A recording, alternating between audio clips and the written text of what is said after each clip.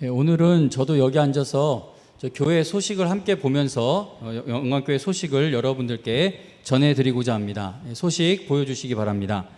영광교회 설립 50주년을 맞아 교회 이름으로 사행시 짓기를 진행하고 있습니다. 오늘 별지를 나누어 드렸는데요. 거기에 사행시를 지은 분 이름을 적어서 헌금 시간에 제출해 주시거나 또는 문자나 사진으로 교구장님에게 보내주시기를 부탁을 드립니다. 오늘 영상 만들어주신 집사님이 또 저렇게 재미있게 사행시를 지어 놓으셨네요. 영광교회 사행시 공모, 광고했어요. 우와, 교회를 사랑하는 마음으로 회사 일이나 집안일 끝나고 작성해 보아요. 꼭이요. 저런 식으로 이렇게 영광교회 사행시를 지어서 우리가 이 행사를 준비하는데 많이 참여해 주시고 관심을 보여주시면 감사하겠습니다. 그리고 지난 주일부터 시작된 유치부 온라인 여름 성경학교를 위해 기도를 부탁드립니다. 다음 주일까지 진행될 예정입니다. 주일날 교회에 오셔서 예배 드리실 분들은 늦어도 금요일까지는 교구장님에게 꼭 참석 신청을 해 주시기를 부탁을 드립니다. 지난주에 이행숙 선교사님과 김경수 목사님이 입국하셨습니다. 근데 이제 자가격리 2주 마치시고 활동을 하시다 보면 시간이 좀 많이 부족하실 것 같습니다. 그래서 한국에서의 모든 일정을 위해 기도해 주시기를 바랍니다. 결혼식 소식이 있습니다. 김의숙 권사님, 장두환 장로님의 차남 결혼식이 이번 주 토요일에 있는데 현재 방역수칙으로 인해 가족과 친인척만 결혼식 참석이 가능하다고 합니다.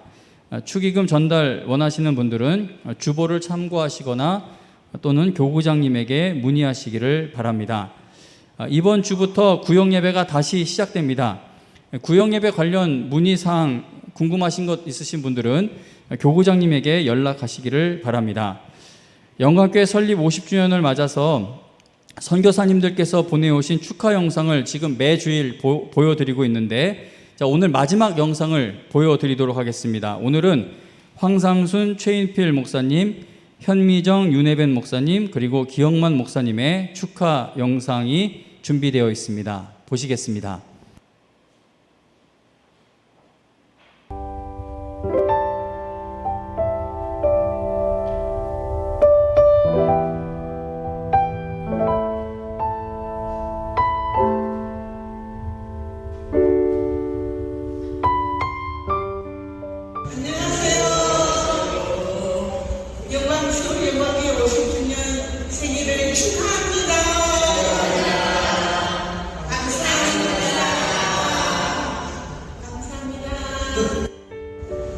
안녕하세요.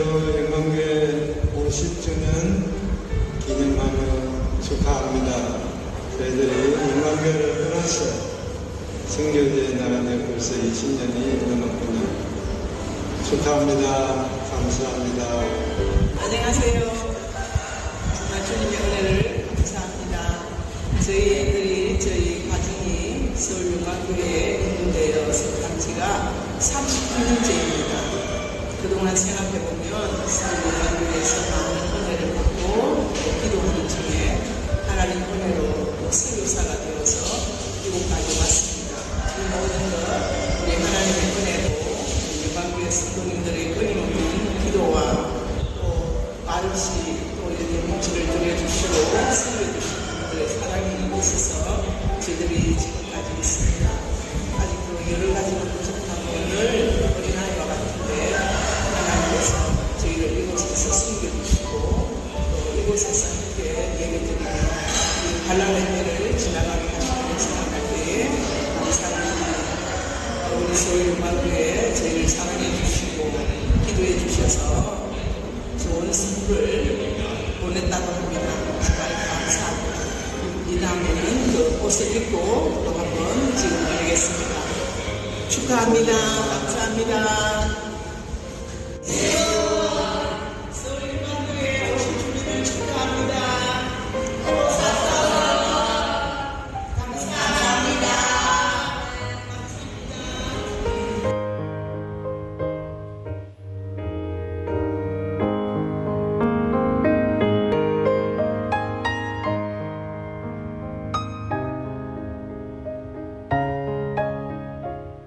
할렐루야 케냐에서 유네벤 현미정, 윤아은, 윤하진, 이나연입니다.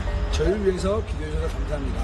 은혜와 주님과 충만한 오직 믿음으로 인하는 교회, 주를 위해 허비한 교회가 되기를 기도합니다.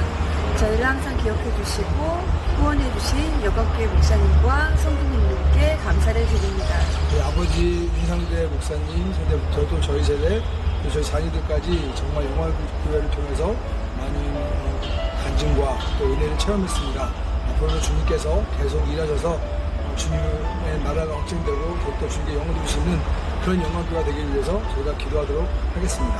영광교회 50주년 축하드립니다.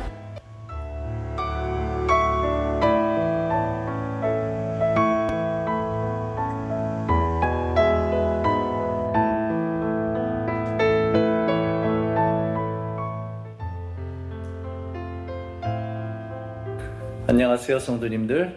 호주 애들레이드에서 사역하고 있는 기영만 목사입니다. 오래간만에 뵙겠습니다. 영광교회가 벌써 50주년 기념 예배를 드리게 됐네요. 정말로 축하합니다.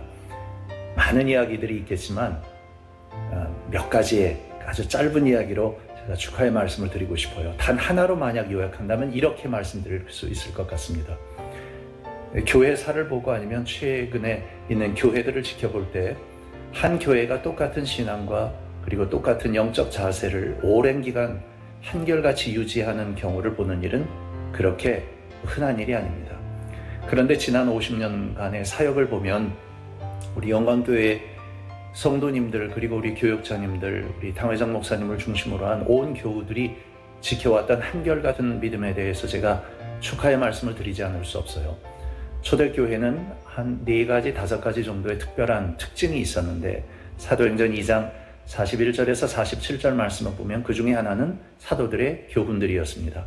여러분들은 지금 목사님들을 중심으로 해서 성경적 신앙을 지금도 유지하고 있습니다. 그래서 감사합니다. 그리고 성도의 교제는 단순히 누가 만나서 먹고 노는 것이 아니라 신앙 고백 속에 들어 있습니다. 우리 사도신경 속에도 성도의 교제를 믿는다고 말하지 않았어요? 그런데 여러분들이 가지고 있는 성도의 교제는 정말 오랜 시간 동안 지난 50년간 한결같이 뜨거웠고 진실됐습니다. 고맙습니다. 그리고 떡을 뗐다고 말씀하는데 그것은 아마 예배를 말하지 않겠습니까? 성만찬을 포함한 여러분들은 예배하기에 힘쓰시는 분들이십니다. 지금 팬데믹 때문에 어려운 때지만 여러분들이 교회에 몸으로 다 함께 모이지는 못하지만 열심히 예배하시는 그런 분들인 줄로 알기에 그래서 감사합니다. 그리고 또 기도하는 일이 있습니다. 우리 영광교회는 기도하는 교회로 지난 50년간 그렇게 끌어왔습니다. 그리고 또 나눔의 일이 있죠. 초대교회 성도들은 자신의 것들을 또 내놓고 해서 가지지 못한 사람들과 함께 나누는 그런 공동체의 모습도 보여주었는데 우리 영광교회에서는 그런 일들을 보여주었습니다. 그런 일을 통한 혜택을 받은 사람 중에 하나가 저이기도 합니다. 그래서 참 감사합니다. 여러분이 지난 50년간 일구어왔던 이런 한결같음이 앞으로도 다가오는 50년 동안에도 한결같아지기를 바라고 그래서 주님 오시는 날에도 여러분이 지금까지 50년간 지니고 왔던 이런 한결같음, 충성됨의 모습이 주님 앞에서도 그렇게 발견되어 참 잘했다고 그렇게 칭찬받는 교회가 되기를 정말로 소원합니다. 우리 최현 당회장 목사님과 우리 부교육자님들 그리고 또 온 우리 재직분들 그리고 성도님들께 50주년을 맞는 교회에 대하여 다시 한번 축하의 말씀을 드리고 잊지 않고 기도합니다. 그리고 늘 감사합니다. 고맙습니다.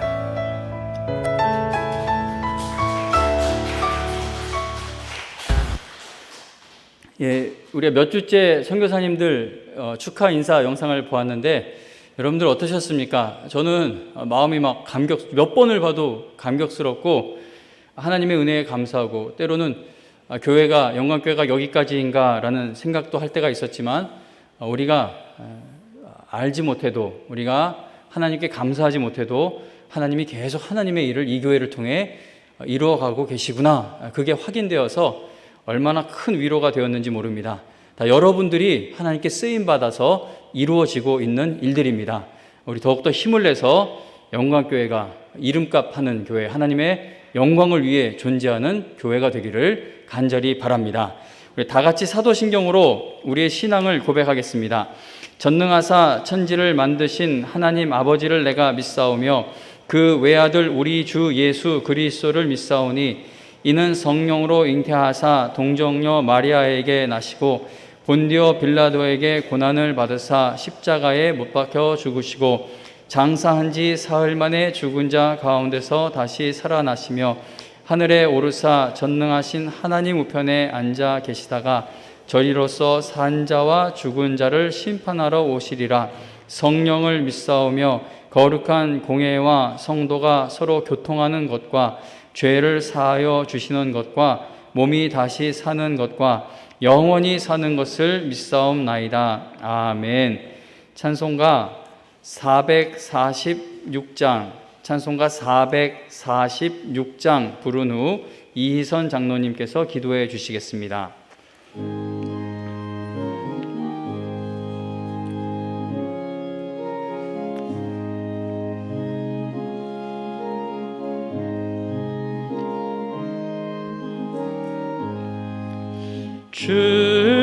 춤성 외에는 참 기쁨 없도다.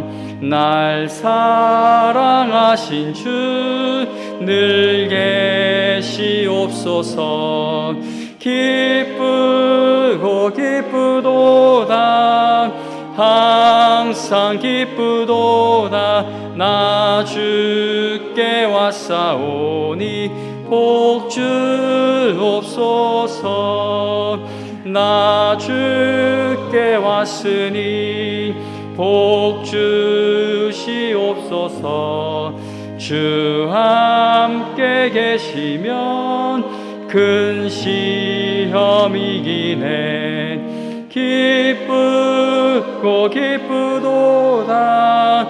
항상 기쁘도다.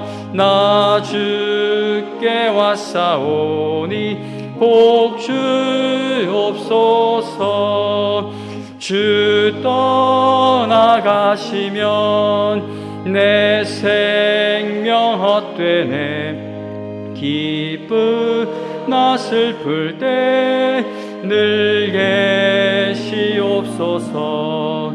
기쁘고 기쁘도다. 항상 기쁘도다. 나 주께 왔사오니 복 주옵소서. 그 귀한 언약을 이루어 주시고 주 명령 따를 때 늘 계시옵소서. 기쁘고 기쁘도다. 항상 기쁘도다. 나 주께 왔사오니 복 주옵소서. 아멘.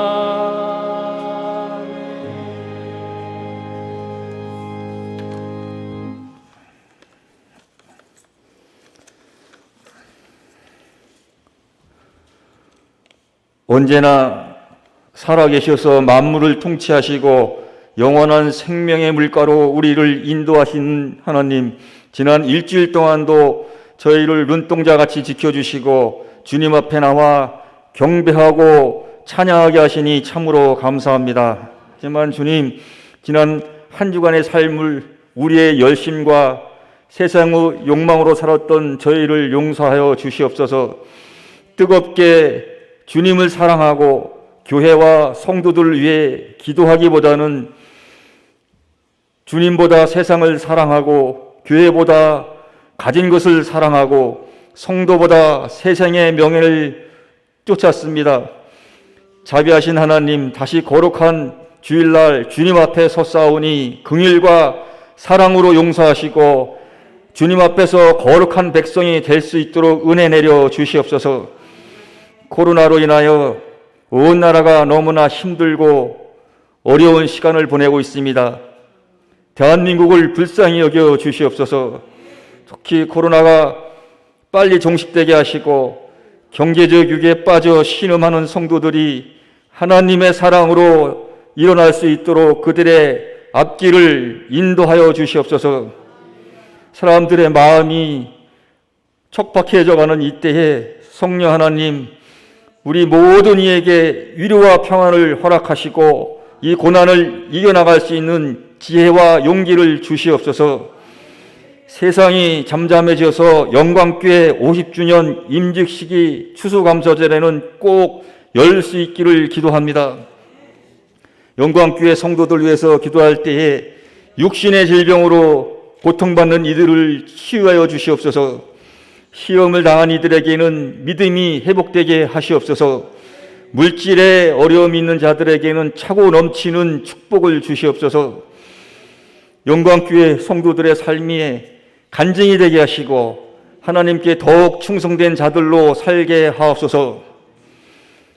여름방학을 맞아 주일학교에 행사들이 준비되어 있었지만 코로나로 인하여 많은 어려움이 있었습니다. 하지만 주님, 영광교회 주일학교 사역자, 선생님들, 학생 모두에게 은혜가 넘치는 예배 시간이 되게 하옵소서.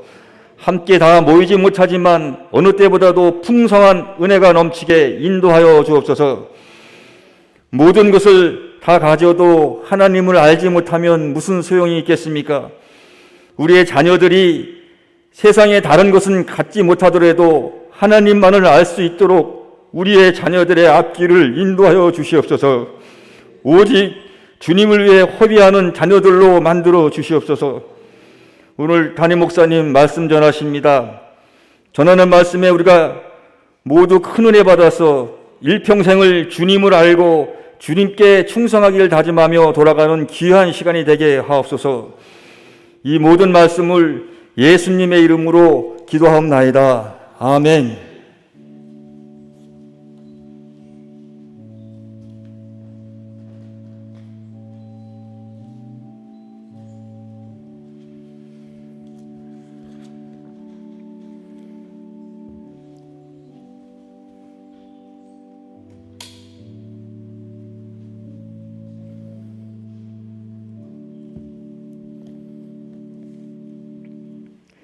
함께 은혜 받으실 하나님의 말씀은 누가복음 12장입니다. 누가복음 12장 13절에서 21절입니다. 누가복음 12장 13절에서 21절 하나님의 말씀 읽어드립니다.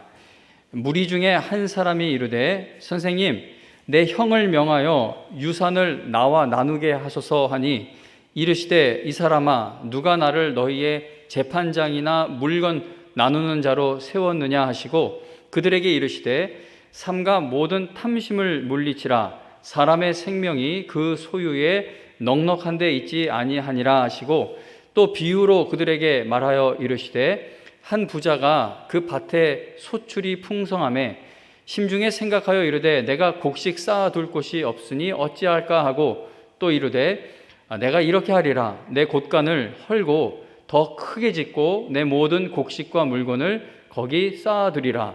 또 내가 내 영혼에게 이르되 영혼아, 여러 해 쓸 물건을 많이 쌓아두었으니 평안히 쉬고 먹고 마시고 즐거워하자 하리라 하되 하나님은 이르시되 어리석은 자여, 오늘 밤에 네 영혼을 도로 찾으리니 그러면 네가 준비한 것이 누구의 것이 되겠느냐 하셨으니 자기를 위하여 재물을 쌓아두고 하나님께 대하여 부요하지 못한 자가 이와 같으니라. 아멘.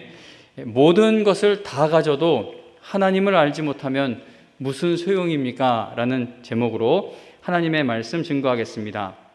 저희 집에 첫째 아이와 둘째 아이가 예전에 유치원 다닐 때 영어 수업 시간에 사용하기 위해 영어 이름을 지었던 적이 있습니다.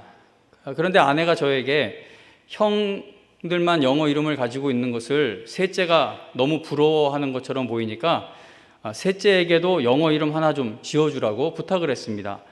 그래서 초등학교 2학년인 셋째 아들을 바라보면서 이 아이에게는 어떤 이름을 지어주어야 하나 고민하고 있는데 이 녀석이 갑자기 저에게 아빠, 내 영어 이름은 money라고 지어주면 안 돼? 라고 묻는 겁니다.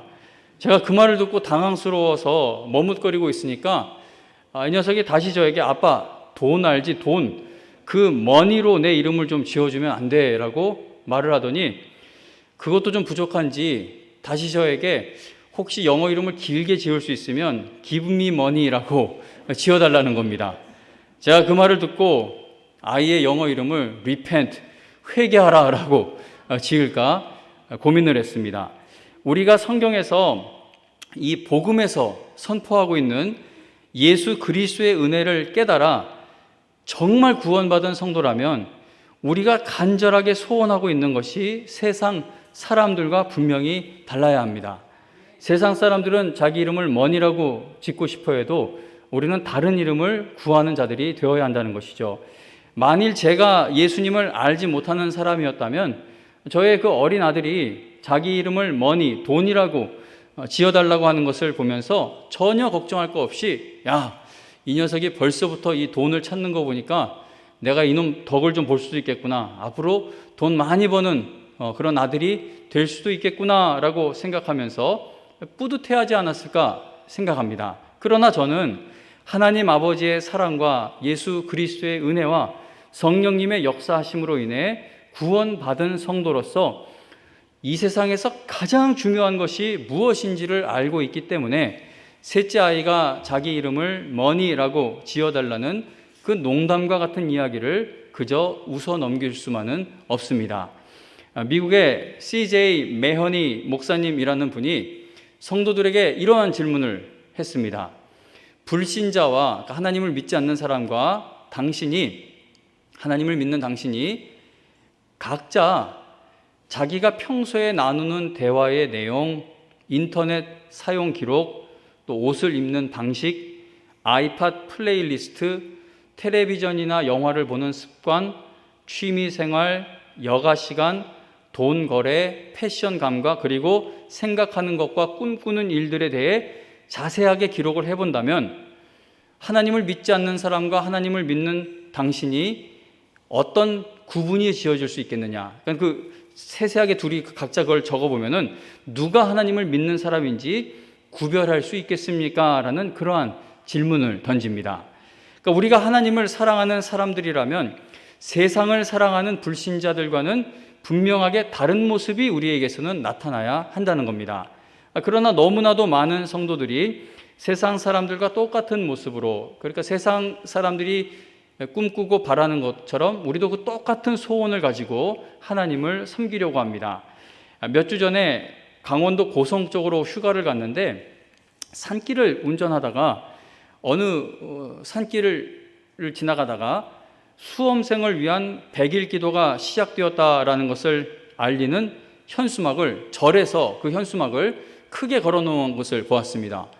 그래서 아니 이 산골에 누가 온다고. 근데 생각해 보니까 그 자녀들 시험 앞두고 있는 것을 정말 걱정하는 부모님들은 이 깊은 산속 절에까지도 찾아오는구나 생각을 했습니다.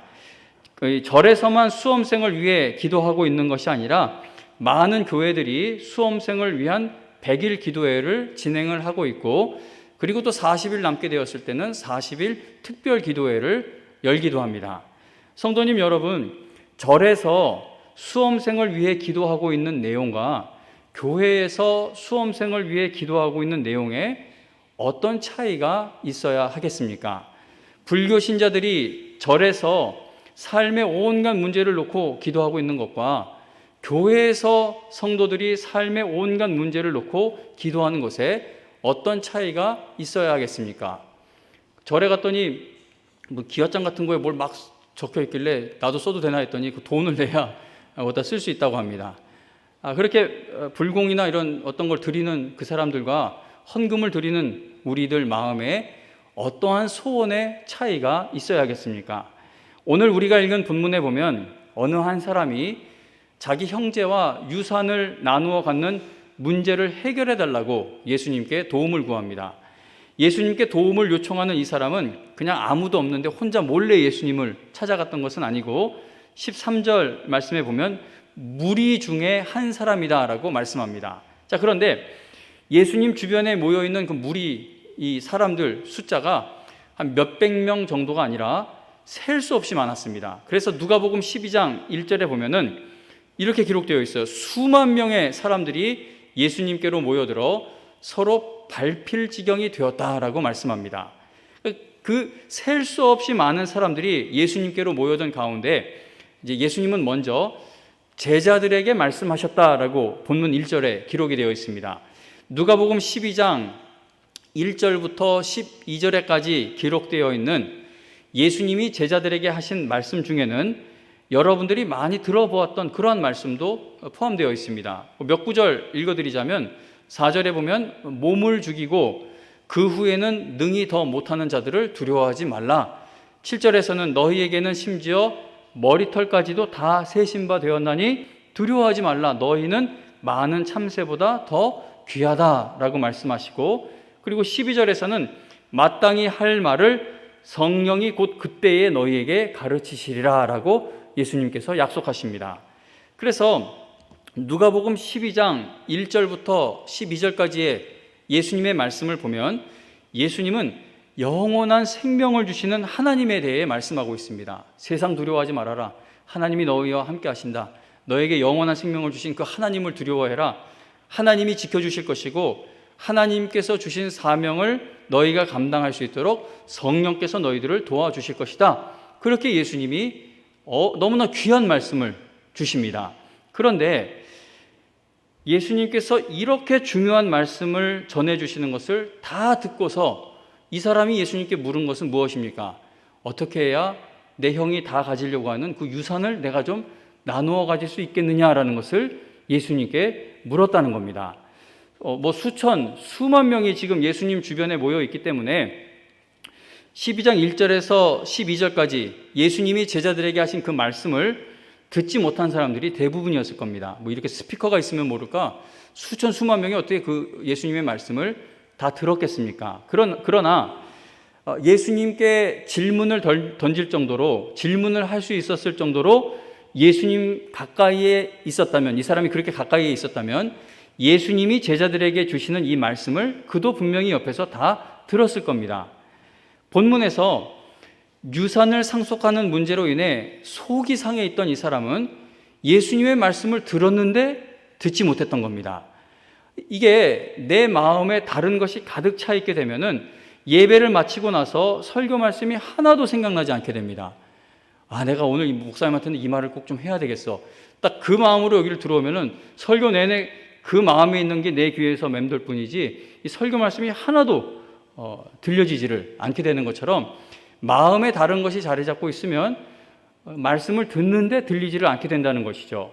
설교 말씀을 듣고서도 우리가 믿음의 말을 하지 못하고 엉뚱한 말을 하게 되고 딴소리 하게 되는 것은 하나님의 말씀이 전혀 들리지 않고 있기 때문입니다. 이 사람을 보세요. 12장 1절에서 12절까지 제자들에게 예수님이 주시는 그 귀한 말씀을 옆에서 다 들어놓고 그 엄청난 설교 말씀을 듣고도 던지는 질문이 어떻게 해야 내가 형이 다 가지려고 하는 그 유산을 나도 좀 받을 수 있겠습니까? 도와주세요. 그거를 구하고 있다는 겁니다. 예수님은 영원한 생명을 얻은 사람이 어떻게 살아야 하는가를 알려주시고 하나님께서 영원한 생명을 얻은 그 사람을 반드시 보호해 주시고 도와주신다는 사실을 알려주시는 그 말씀을 듣고서도 유산 상속 문제를 가장 중요하게 생각하고 있던 이 사람을 예수님이 책망하시죠. 예수님이 야단을 치십니다. 그리고 예수님이 이어서 한 부자 이야기를 들려주신 겁니다. 어떤 한 부자가 밭에 소출이 쌓아둘 곳이 없을 정도로 풍성하게 되어서 창고를 더 크게 지을 계획을 세웁니다. 그 부자는 새로 짓는 창고에 여러 해 동안 풍족하게 사용할 수 있는 재물들을 거기다 다 쌓아두고 내가 이제 평안히 쉬고 먹고 마시면서 살게 될 것을 꿈꾸고 있었습니다. 그러니까 요즘으로 말하자면 사업이 원래도 잘 됐는데 사업이 엄청나게 더 잘 돼서 사업장을 늘리게 되고 그래서 노후 준비가 너무나 확실하게 되어서 이제 인생을 즐길 날만 남았다라고 생각하고 있는 어떤 크게 성공한 사업가로 생각해 볼 수 있습니다. 그런데 이제 꽃길만 걸을 날들을 꿈꾸고 있는 그 부자에게 하나님이 찾아오시죠. 그리고 그 부자에게 어리석은 자여, 오늘 밤에 내 영혼을 도로 찾으리니 그러면 네 준비한 것이 누구의 것이 되겠느냐라고 질문하십니다. 이러한 예수님의 말씀을 들은 사람들 중에, 이 말씀을 듣는 사람들 중에 특히 예수님께 유산 상속 문제에 관해 도움을 요청한 그 사람은 이 말씀을 듣고 무엇을 깨달아야 마땅했습니까? 예수님께 간절하게 구해야 하는 것은 유산 상속 문제와 같은 것이 아니구나. 내가 모든 걸 다 가져도 내 영혼의 문제가 해결되지 않는 이상, 하나님을 만나지 않는 이상 이게 다 소용없는 짓이구나. 예수님은 이런 일로 찾는 분이 아니라 내 영혼의 문제를 해결받기 위해, 죄의 문제를 해결받기 위해 내가 주님으로 만나기 위해 찾아야 하는 분이구나. 이러한 깨달음이 있어야 마땅합니다. 예수님께서 말씀해 주신 비유에 나오는 이 부자의 문제가 뭐라고 생각하십니까? 오늘날로 말하자면 사업이 잘 되어서 지점을 늘리고 열심히 저축도 해서 노후를 잘 준비한 것이 무엇이 문제입니까? 내 영혼아, 여러 해 쓸 물건을 많이 쌓아두었으니까 이제 평안히 쉬고 먹고 마시고 즐거워하자라고 기뻐한 것이, 이게 뭐가 문제냐는 것이에요. 이거 하나님께 복받았다라고 얘기할 수 있는 모습이기도 하지 않습니까? 누가 이렇게 간증하면 아이고 그렇게 성공하셨네요, 그렇게 많이 쌓아두셨네요. 근데 이게 뭐가 문제냐는 겁니다. 예수님은 비유에 등장하는 부자가 크게 성공해서 더 큰 부자가 된 것에 대해 비난하지 않으셨습니다. 부자는 나쁜 거야, 그렇게 비난하지 않으세요. 부자가 앞으로의 계획을 미리 세우고 노후를 잘 준비한 것에 대해서도 예수님은 그것에 대해서 비난하지 않으십니다. 이 부자가 예수님께로부터 어리석은 사람이라는 평가를 받을 수밖에 없었던 이유는 그가 부자였기 때문도 아니고 노후 준비를 잘 해놓았기 때문도 아니고 창고를 새로 지었기 때문도 아니라 그가 영혼의 문제를 망각하고 있었기 때문입니다. 부자 농부의 근본적인 문제는 그가 자신의 계획에 하나님을 중심에 모시지 않고 있었던 것, 그것이 문제였다는 겁니다. 하나님과 상관없이 자신의 안전과 미래의 안전을 추구했기 때문에 우리 주님께서는 이 부자를, 이 세상 것에 모든 소망을 두고 있었기 때문에 주님은 이 부자를 향해 어리석은 자다라고 규정하신 겁니다. 몇 개월 전 주일날 저녁에 이런 일이 있었습니다. 제가 이제 주일 사역도 다 마치고 이제 집안 정리도 다 하고 이제 애들 한 10시쯤 됐는데 이제 아이들에게 이제 그만 자, 또 내일 준비해야지 자라고 했더니 아이들이 온라인 예배를 드리고 자야 한다고 대답하는 겁니다. 그래서 아이들에게 야, 지금 무슨 말이야 그게, 왜 지금 예배를 드려? 라고 물었더니 낮에 이게 컴퓨터가 이제 자기들끼리 집에서 뭘 하려고 하니까 컴퓨터가 뭐가 잘 안 되고 문제가 있어서 온라인 예배를 드릴 수가 없었다고 합니다. 몇 시간 동안 해봤는데 안 돼서 결국 예배를 못 드렸다는 겁니다. 그러면 엄마 아빠 찾아서 도움을 요청하면 되지 왜 그냥 가만히 있었어? 물어보았더니 엄마 아빠 둘 다 교회 일로 바빠서 도움을 요청할 수가 없었다고 대답을 하는 겁니다. 말을 들어보니까 그 이유가 타당해요. 그러니까 예배를 왜 못 드렸는지 알겠어요. 그래서 제가 아이들에게 야, 그래도 내가 청년부 예배 이런 거 다 끝내고 집에 들어오면 오후 5시 좀 넘어서는 엄마 아빠 다 집에 있는데 그러면 그때는 왜 도움을 청하지 않았어? 라고 물어보니까 그때는 자기들도 노느라고 바빠서 잊어먹었다는 겁니다.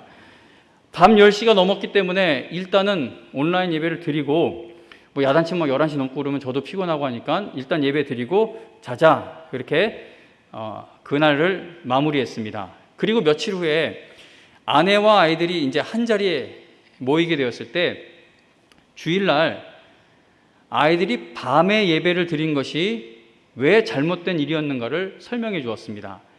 저희 집 아이들이 예배를 드린 시간은 전혀 문제가 되지 않죠. 뭐 낮에 드리던 아침에 드리던 밤에 드리던 새벽에 드리던 그게 뭐가 문제가 되겠습니까? 저는 아이들이 저녁에 예배를 드린 것에 대해 슬퍼했던 것이 아닙니다. 온라인 예배를 드려야 하는데 컴퓨터가 제대로 작동하지 않았으면 예배를 못 드리죠. 그리고 뭐 월요일에 드릴 수도 있는 거고요. 아이들에게 아빠가 왜 너희들이 주일 밤에 예배 드린 것을 보면서 마음을 아파했는지 다음과 같이 설명해 주었습니다. 제가 뭐 애들에게 말하는 말투가 아닌 그냥 설교 시간에 듣기 편한 그런 말투로 좀 바꿔서 전해드립니다. 얘들아, 너희가 엄마나 아빠의 도움을 요청할 수 없었던 상황이었던 것 내가 충분히 이해가 된다. 밤에 예배 드린 것이 잘못되었다는 게 아니야. 그러나 아빠가 너희의 그 예배 드리는 모습을 보면서 정말 마음이 슬펐던 것은 예배가 우선순위에 있는 것처럼 보이지 않았기 때문이야. 만일 니네가 배가 너무 고팠거나 목이 너무 마른데 마실 물과 음식을 찾지 못하고 있었다면 어떻게 해서든지 엄마 아빠를 찾아서 음식과 물을 달라고 했을 거야. 그치? 예배를 드려보려고 노력은 했지만 온 힘을 다하는 노력을 하지 않았던 것은 예배 드리는 것이 너희들에게는 가장 중요한 일이 아니기 때문일 거야. 그래서 아빠는 그날 너희가 밤에 예배 드리는 것을 보면서 실망하고 마음이 아팠던 거야. 우리가 매 주일 예배 드리는 날을 기대하고 기다릴 수 있는 것은 하나님이 우리의 예배를 받아주시기 위해 우리를 항상 기다려주고 계시기 때문이란다. 나는 너희들이 예배 드리는 것을 가장 소중하게 여기는 사람들이 되기를 바란다라고 말해 주었습니다. 뭐 훨씬 길게 얘기했지만 좀 요약을 하면 대충 이러한 내용이었습니다. 그리고 이제 아내에게도 또 잔소리를 하죠.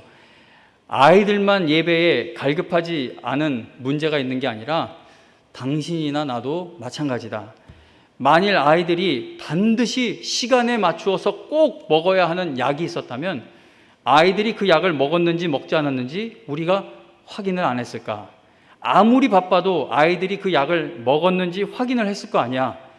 지금 우리는 온 가족이 하나님의 마음을 아프게 한 것이니 하나님이 우리와 예배드리는 것을 가장 기뻐하시는데 그걸 우리의 삶의 우선순위에서 저쪽으로 밀어놓은 것이니 이건 참 마음이 아픈 일이다라고 아내와 이야기를 했습니다.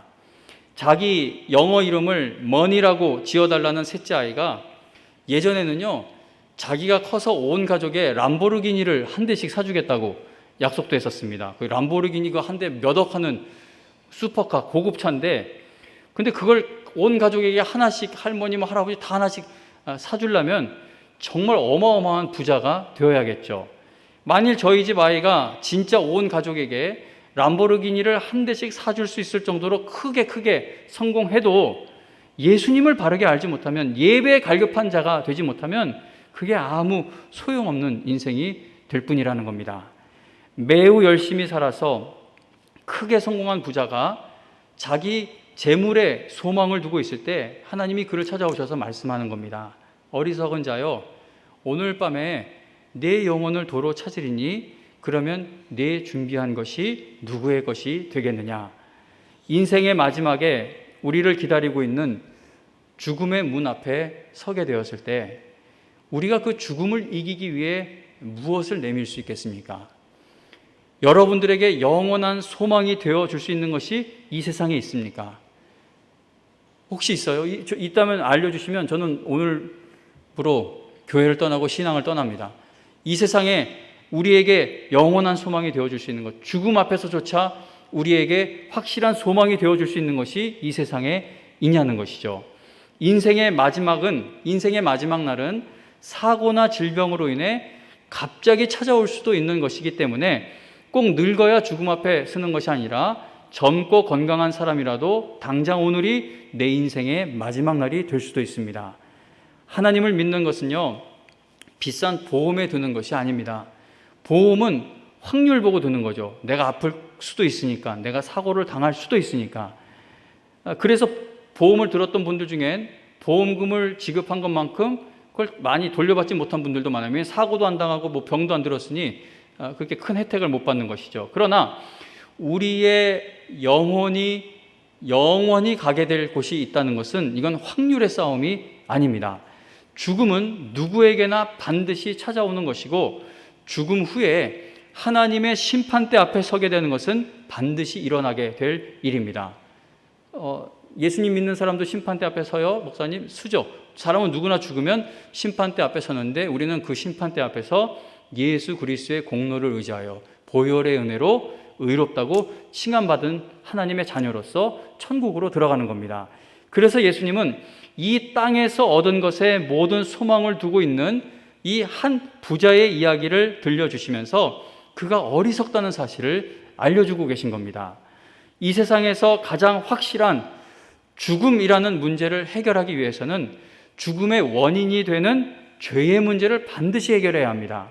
어느 누구도 그 무엇도 하나님의 기준에서 벗어나는 일만 하는 인간의 죄를 해결해 주지를 못합니다. 우리 주 예수 그리스도의 보혈의 은혜 말고는 죄의 해독제가 없다는 겁니다. 우리 주 예수님을 통하지 않고서는 하나님 아버지께로 갈 수 있는 길이 없습니다.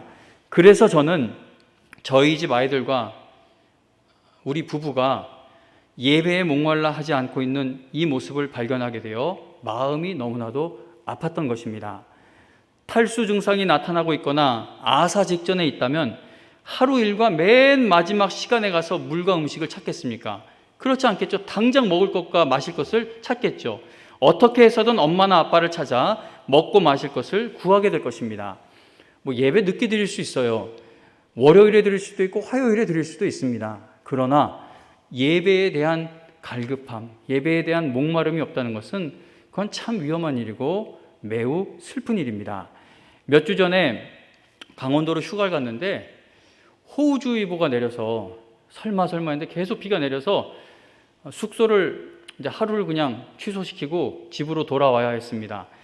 제가 머물렀던 숙소에서 골프장이 바로 보였는데 또 산을 보겠다고 마운틴 뷰는 돈을 더 내려서 돈까지 더 냈는데 구름이 잔뜩 껴있고 보이는 건 골프장이었는데 아침에 그 이른 아침에 비가 오는데도 동 트자마자 골프를 치러 나오는 사람들이 보였습니다. 비가 너무 많이 내려 결국은 다 골프 치는 걸 포기하고 들어갔지만 그래도 제가 그분들 모습을 보면서 참 크게 놀랐습니다.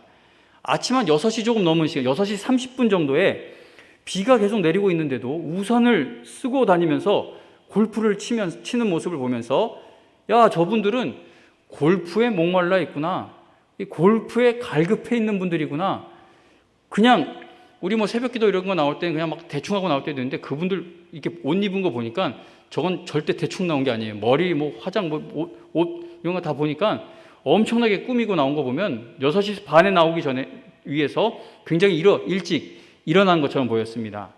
골프에 갈급한 심령은 새벽부터 일어나서 비가 오는데도 다시 숙소로 돌아오는 한이 있더라도 일단 필드로 나가는 것이 그들의 그 갈급함이라면 하나님의 은혜에 갈급한 성도는 하나님을 어떠한 모습으로 찾아야 마땅하겠습니까?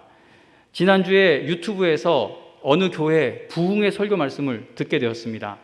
강사 목사님은 이 교회에서 꽃꽂이를 담당하시는 분에게 요즘 코로나 때문에 성도들이 예배당에 많이 오지도 못하고 또 예배당에 모이는 것도 주일 예배 말고는 갖기가 힘드니까 그 예배당 꽃을 조화로 꾸미자라고 말씀을 드렸다고 합니다. 그러자 꽃꽂이를 담당하시는 분이 목사님에게 목사님 걱정 마세요. 벌써부터 조화로 장식을 하고 있었어요 라고 대답을 해줬다고 합니다.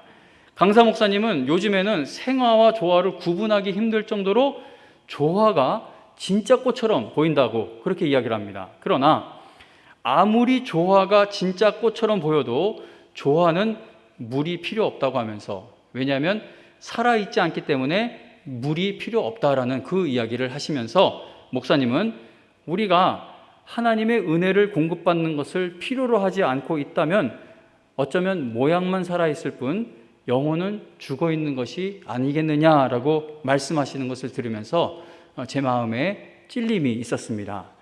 조화는 살아있지 않기 때문에 물을 줄 필요가 없죠. 그러나 살아있는 식물이 심겨져 있는 그 화분에는 물을 주어야 합니다. 물이 제때 공급되지 않으면 시들고 죽게 됩니다. 예배의 은혜를 공급받지 않고 있으면서도 예배의 은혜를 받지 않으면서도 영혼이 시드는 현상이 전혀 나타나지 않는 것은 어쩌면 내가 아직 영원한 생명을 얻지 못한 영적으로 죽어있는 상태이기 때문일 수도 있다는 겁니다. 저희 집 아이들은 자신들이 하나님을 믿는다고 고백을 해요. 너 하나님 믿어? 나 아빠 믿어. 예수님 믿어? 나 예수님 믿어. 그러나 그 아이들의 신앙의 고백이 진짜라면 그들이 사는 내내 예배에 대한 목마름이 반드시 나타나야 합니다. 람보르기니를 여러 대 구입할 만큼 성공하고 뭐 순금으로 머니를 새겨가지고 목에 치렁치렁 걸고 다닐 정도로 그 정도로 성공해도 예수 그리스도의 은혜와 하나님 아버지의 사랑과 성령님의 역사하심을 알지 못하면 그게 다 소용없는 일이라는 겁니다. 아주 오래전에 유치부 전도사였을 때 이런 일이 있었습니다. 전도주일에 교회를 방문하신 분들 중에 한 5살이나 6살 되는 아이를 데리고 온 가정이 있었습니다. 그 아이의 아버지에게 제가 이제 유치부 전도사니까 선생님 혹시 다음 주일부터 우리 아이 교회에 보내주신다면 제가 직접 자가용 승용차 운전해서 데리고 오고 데려다 주고 하겠습니다. 아이를 좀 교회에 보내주실 수 있나요? 라고 물었더니 그 아버지가 그걸 왜 나한테 물어요? 아이에게 물어야지. 우리 아이가 오고 싶다면 오는 거고 싫다면 안 오는 거지. 그걸 뭐 교회를 억지로 보내서 되겠어요? 그건 아이가 판단할 일입니다. 라고 대답을 해주는 겁니다. 우리가 아이들을 학교나 병원에 보낼 때 아이의 의사에 따라 결정합니까? 안 간다 그러면 엄마가 애들 등짝을 쳐버리죠. 부모는 생활비를 아껴서라도 자녀들을 비싼 학원에 보내고 학원에 보내지 못할 때에는 막 가슴을 쳐요. 나는 내 자식에게 이걸 못 해주는구나. 얼마나 마음을 아파합니까? 심각한 병에 걸린 아이가 병원 치료를 거부하면 가서 진료받는 그 의자에 꽁꽁 묶어서라도 진료를 받게 합니다. 여러분, 우리는 어떻습니까? 요즘 아프가니스탄 소식을 보면서 마음이 아프죠. 탈레반으로부터 벗어나기 위해 얼마나 벗어나고 싶으면 비행기가 뜨는데 그 비행기 뜨는 걸 붙잡고 올라가다가 후두둑 떨어져서 죽기도 합니다. 그리고 더 가슴 아픈 장면은 나는 미군을 따라가지 못하더라도 내 자식만큼은 여기서 벗어나게 하기 위해서 그 철조망 너머로 애들을 넘기지 않습니까? 던져고 넘기고 미군이 그걸 받아서 가는 그 모습을 보면서 너무나 마음이 아팠습니다. 그런데 성도님 여러분, 왜 그들은 그렇게까지 목숨을 걸고 아프가니스탄에서 탈출을 하려고 하는 겁니까? 왜 그럴까요? 왜 그렇게까지 애를 막 찔리는 것을 너머로 무리해서 그렇게 넘기는 겁니까? 왜냐하면 사는 길과 죽는 길이 너무나도 분명하게 보이기 때문입니다. 오직 예수 그리스도를 통해서만 영원한 생명을 얻을 수 있고 오직 예수님을 통해서만 하나님 아버지께로 갈 수 있다는 사실을 그 복음의 내용을, 그 복음의 말씀을 정말로 깨닫고 믿는다면 우리의 예배를 드리는 모습과 삶의 모습이 어떠해야 마땅하겠습니까? 예수 그리스도를 통해서만 죄의 사함이 있고 영원한 생명이 있다는 사실을 우리가 정말로 믿는다면 우리가 자녀들에게 어떤 것을 최우선순위에 놓고 교육을 시키겠습니까? 자녀들을 위해 기도할 때 무엇이 가장 제1순위로 기도가 되어야 하겠느냐는 겁니다. 이사야서 40장 6절부터 8절에 보면 모든 육체는 풀이요 그의 모든 아름다움은 들의 꽃과 같으니 풀은 마르고 꽃이 시듬은 여호와의 기운이 그 위에 불미라. 이 백성은 실로 풀이로다. 풀은 마르고 꽃은 시드나 소망이 없어요. 아무리 아름다워 보여도 우리 인간은 다 시들어 버린대요. 근데 결론은 이겁니다. 우리 하나님의 말씀은 영원히 서리라 라고 말씀합니다. 아무리 아름답게 핀 풀과 꽃이라도 금방 마르고 시드는 순간이 오는 것처럼 인간이 이 세상에서 누리는 모든 부귀영화는 죽음 앞에서 다 사라지게 될 것입니다. 우리가 하나님 대신 택한 모든 것들이 죽음 앞에서 다 쓰러져 없어질 것들이라는 겁니다. 영원한 것은 하나님의 말씀밖에 없다고 성경은 선언합니다. 하나님의 말씀이 우리에게 믿음의 주여 또 온전하게 하시는 이인 예수님을 바라볼 수 있게 해줍니다. 50분 다 돼서 이제 말씀을 마쳐야 되는데 제가 이런 말씀을 준비하다가 늘 힘든 게 뭐냐면 이 또 다른 주제로 설교가 길어질까 봐 여기서 멈췄는데 이런 말씀을 준비하다가 제 마음에 이렇게 머뭇거리게 되는 건 우리 성도님들 중에 정말 5년, 10년, 20년 그 사랑하는 자녀가 아내가 남편이 부모님이 주님께로 돌아오기를 기다리며 기도하는 분들이 계시는데 이 말씀을 육적으로 이해해서 잘못 이해해서 오해해서 이게 그냥 속상한 말씀으로 들리면 어떻게 할까라는 그 걱정 같은 것이 있기도 합니다. 성도님 여러분, 하나님은 실수가 없으시고 하나님은 선하시며 우리에게 아들을 아끼지 않고 주셨을 정도로 우리에게 가장 좋은 것을 주시는 분입니다. 자식들의 남편과 아내와 부모님의 그 가족의 구원을 놓고 계속 기도하시되 애통하는 마음으로 이 가족에게 영원한 생명을 위해 달라고 기도하시되 불안한 마음으로 기도하지는 마시기 바랍니다. 하나님이 섭리하시고 하나님 모든 것이 하나님 주권 아래에 있죠. 하나님의 기쁘신 뜻이 우리의 기도를 통해 이루어지는데 내가 정말 가슴 아파하는 가족 구원이 당장 이루어지지 않고 있다 할지라도 그걸 하나님 앞에 맡기자는 겁니다. 근데 이 설교를 준비하면서 여러분들에게 전해드리고 싶은 것은 우리가 그 기도가 있어야 한다는 것이죠. 모든 것을 다 가져도 예수 그리스도를 통해 하나님을 알지 못하면 아무 소용없습니다. 여러분들은 이 땅에 소망을 두는 어리석은 사람들이 되지 마시고 오직 예수 그리스도 안에서 영원한 나라에 소망을 두는 지혜로운 성도들이 다 되시기를 주님의 이름으로 축원합니다. 찬송가 292장 찬송 부르면서 준비한 헌금들입니다.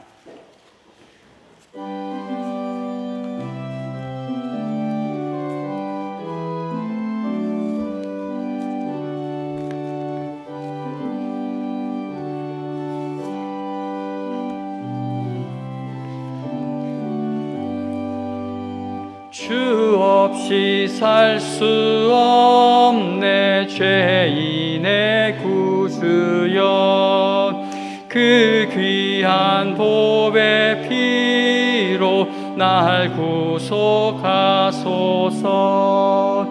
구주의 사랑으로 흘리신 보혈이 내 소망 나의 위로 내 영광 됩니다.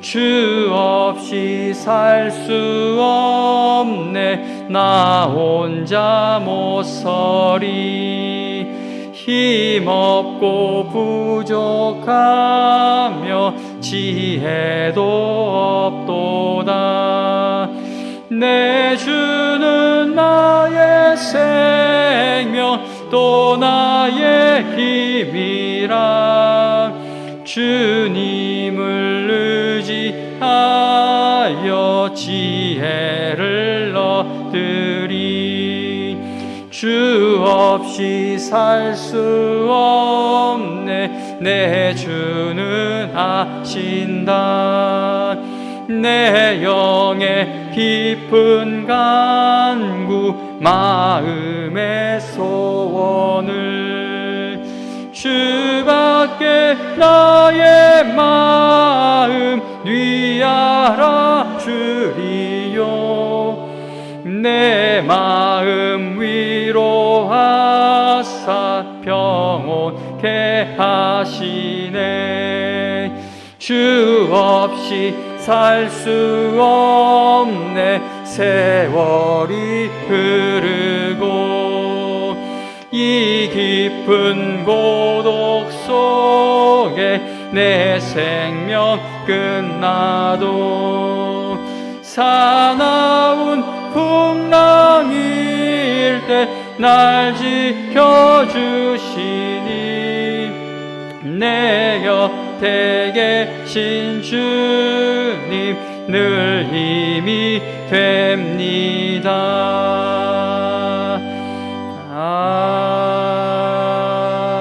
아멘. 하나님 아버지, 오늘도 예배 드리는 자리에 빈손으로 나오지 않고 하나님의 은혜에 감사하며 하나님이 베풀어 주실 장래의 은혜에 확신하며 더 드리지 못하는 것을 안타까워하며 하나님 앞에 우리의 마음을 드립니다.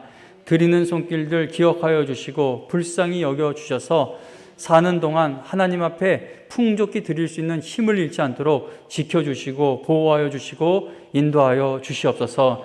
하나님 아버지, 우리가 세상에서 먹고 사는 일이 위협받을 때마다 하나님 대신 세상을 선택할 때가 참 많습니다. 우리의 그 연약함을 아시는 하나님 아버지, 하나님께서는 우리가 그럴 때 버리고 책망만 하시는 것이 아니라 우리를 불쌍히 여겨주시는 줄로 믿습니다. 우리 영광의 성도님들, 오늘 이 예배를 드리시는 성도님들 모두 나는 주님 없이는 살 수 없습니다 라는 그 믿음의 고백을 할 수 있는 성도들로 붙들어 주시고 인도하여 주셔서 사는 내내 하늘의 소망을 두고 그래서 믿음으로 승리하며 하나님의 뜻대로 쓰임받도록 인도하여 주시옵소서.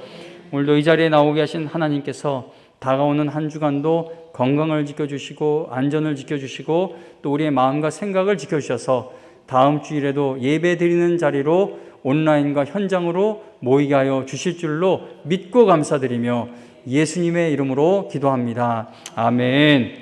우리 다 일어나서 마지막 찬송 94장 찬송 부릅니다.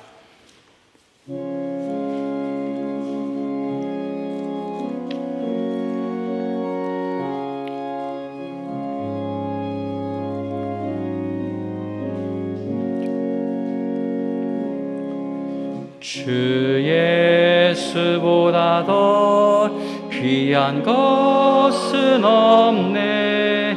이 세상 부귀와 바꿀 수 없네. 영 죽은 내 대신 돌아가신 그 놀라운 사랑 잊지 못해. 세상 즐거움 다 버리고 세상 자랑다 버렸네. 주 예수보다 더 귀한 것은 없네. 예수밖에는 없네. 3절입니다. 3절. 주 예수보다 더 귀한 것은 없네. 이 세상 행복과 바꿀 수 없네. 유혹과 핍박이 몰려와도 주 섬기는 내 맘 변치 않아. 세상 즐거움 다 버리고 세상 자랑 다 버렸네. 주 예수보다 더 귀한 것은 없네. 예수밖에는 없네.